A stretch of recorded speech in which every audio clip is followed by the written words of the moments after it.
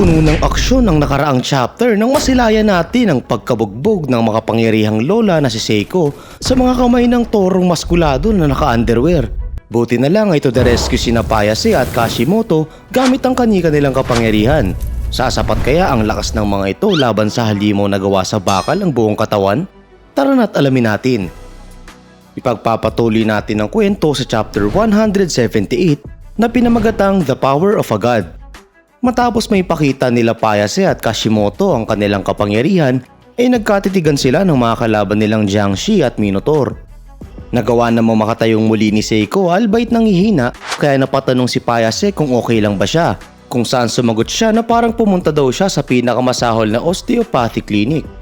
Wika ni Kashimoto na nauunawaan niya ito, na nagpataka naman kay Payase sa kung anong nauunawaan niya. Habang si Seiko ay sinabihan silang dalawa na mag-ingat sila dahil gawa sa iron ng katawan ng kalaban nila na kung saan kapag inatake nila ito, lalo lang yung lalakas na nagpagulat kay Payase. Sumigaw yung Minotaur na ang ganda ng fortune niya dahil naka-encounter siya ng 3 powerful personages ng sabay-sabay na nagsanhi daw ng pagkainit ng kanyang groin. Paulit-ulit niyang sinabi na umiinit na ito habang yung mga kasama niyang Jiangshi ay nagsisugod na. Nagtali ng buhok si Seiko at sinabi na kunin niya ang kanyang bag habang inutusan niya naman yung dalawa na pigilan yung Minotaur na kalaban nila, kung saan napakomento si Payase na magiging mahirap ito habang si Kashimoto ay sumagot na wala siyang choice kundi i-exploit ang isang guardian spirit. Habang lumalapit sa kanila yung mga Jiangshi ay nagsimula naman mag-form ang imahe ng isang manok sa kaliwang parte niya habang sinasabi ang katagang Afumza. Matapos ang ilang sandali, ipinadala niya ito sa sumusugod na zombie na nagpatalsik sa mga yon ng walang kahirap-hirap. Dahil din sa suntok na yun, nagawa ni Kashimoto na madisintegrate ang unang natamaan nito. Agad namang tumulong si Seiko sa pagpuksa ng mga Jiangshi at tinutusan nito si Payase na i-cover siya. Patuloy yung pagsugod ng ilang pang Jiangshi, pero habang sumusugod ang mga ito, ay biglang tumusok sa katawan nila at tumagos hanggang bunbunan ng kanilang mga shadows. At isa-isang nangyari yun sa mga ito habang may gumagapang sa lapag nila na itim na shadow. Matapos yun ay lumabas sa shadow na ito si Payase at nagkomento na mag-ingat sila sa kanilang shadows habang tumutumba ang mga nahating Jiangshi.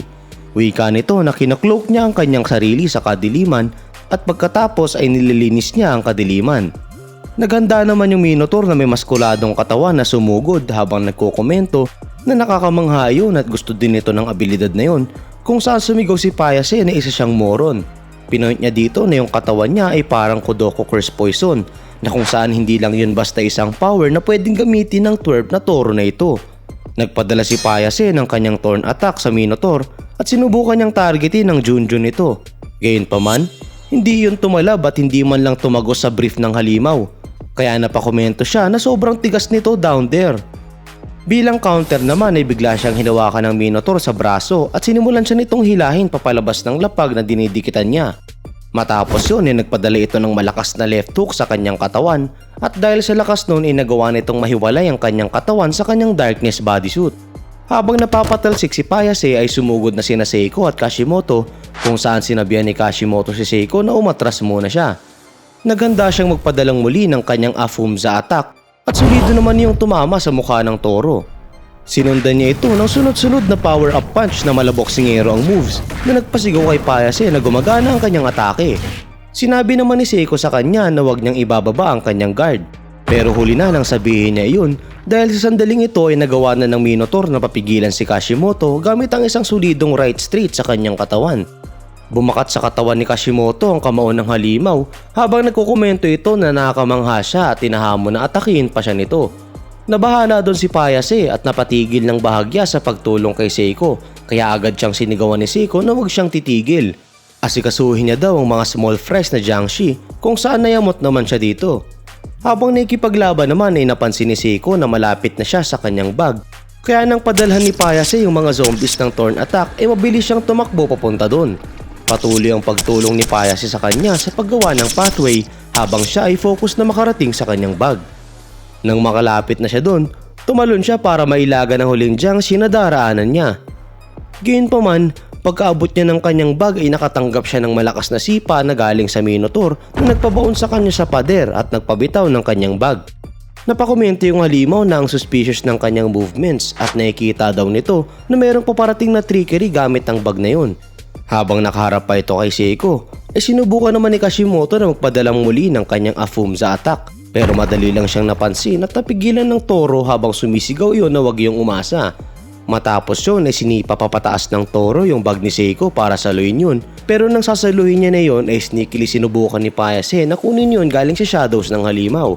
Sa kasamaang palad, nagawa pa rin siyang mapigilan ng Toro sa pamamagitan ng pagwasak nun ng lapag habang nagkokomento na ngayon ay naabot na nito ang state ng ultimate hotness.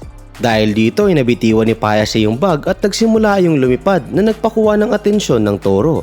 Sinubukan naman yung kunin ni Seiko, ngunit agad siyang napigilan ng halimaw sa pag-bear hug sa kanyang katawan kaya wala na siyang nagawa doon kundi sumigaw sa sakit. Sumigaw din yung halimaw na nahuli na siya nito habang siya ay napapag-groan na lang sa sakit dahil sa unti-unting pagsikip ng pagkayakap ng halimaw sa kanya. Tanggapin niya na daw ang kanyang pagkatalo ika ng Minotaur. Dahil kung hindi, ay patuloy lang daw siyang dudurugin ito gamit ang bear hug hanggang sa sumabog at kumalat ang kanyang organs. Bigla namang sumigaw si Seiko na gawin na ni Kashimoto ang gagawin nito na nagpakuha ng atensyon ng halimaw. At hindi nagtagal ay mabilis namang sumugod itong si Kashimoto galing sa likod at agad itong ginamit ang kanyang Afumza sa Toro. Solido yung tumama at tiniis ni Seiko ang init na dala ng atake niya. Habang yung halimaw ay napapasigaw na mas mabuting sumuko na sila dahil tumatagos daw dito yung atake ni Kashimoto at naapektuhan din si Seiko. Dagdag pa, yung mga atake daw na yun ay ginagawa siyang mas malakas at matigas. Sumigaw naman si Seiko na wag titigil si Kashimoto sa kabila ng damage na natatamo niya dito kaya nag-push through lang si Kashimoto dito gamit ang kanyang buong lakas. Nagkomentong muli yung Minotaur at sinabi na hindi masakit ang kanyang atake na maski kati ay hindi niya maramdaman. At isinigaw nito na isa siyang iron na kapag mas inatake mo, mas lalakas siya. Gayunpaman, sa hindi inaasahan ng halimaw, habang patuloy ang pagbigay ng fiery attack ni Kashimoto, mabilis na nag-follow up si Payase ng kanyang Darkness Hands attack na bumasag at pumutol sa nagiinit na arms nito. Napasigaw yung Minotaur sa gulat at sakit ng kanyang natamo at nagsimula itong hindi makapaniwala sa nangyayari. Ano daw ito at inakala niya na nakapag-build up na siya hanggang sa ultimate level of hardness kaya paano daw ito nangyari. Sinagot naman siya ni Payase na kapag mas lumakas ang light, mas nagiging malalim ang darkness. Tinanong din ni Kashimoto yung halimaw na ito kung alam ba nito kung bakit nararamdaman ng mga humans ang mga bagay kagaya ng sakit, lamig at init at dahil daw yun sa para hindi sila mamatay. Kung hindi daw nare-realize ng isang tao na hindi niya nakaya ang nangyayari sa kanyang katawan, ay mawawasak ito bago niya pa iyon mapansin tulad na lang ng nangyari sa katawan ng halimaw ngayon. Sumigaw yung halimaw na hindi ito maaari dahil kapag mas inaatake daw nila ito ay lalo itong nagiinit at lumalakas. Napakwestiyon naman si Kashimoto sa sinabi niyang nagiinit at ang ad daw nun. Yung flames niya daw kasi ay kayang bumaba hanggang absolute zero at tinatawag niya daw iyong ice flame.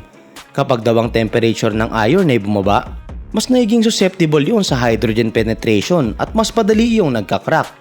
Dahan-dahan namang tumayo si Seiko habang may dinudukot sa kanyang bag at nagtanong na alam ba ng halimaw na ito na pinahirapan siya nito.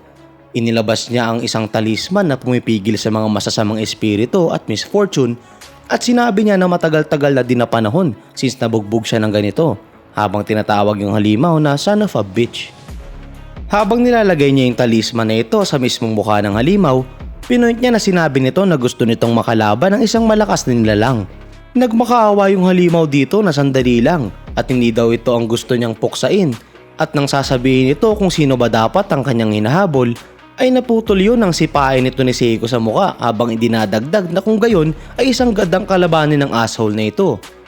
At ayun na nga, nakatikim ng sipa di gulat yung halimaw matapos itong bugbugin si Seiko. Ngayong natalo na nila ang isang formidable na kalaban. Anong klaseng nilalang naman kaya ang susunod na magiging sagabal sa kanilang quest para mahanap ang Uchiden no Kozuchi Magic Hammer? Abangan natin yan sa susunod na kabanata.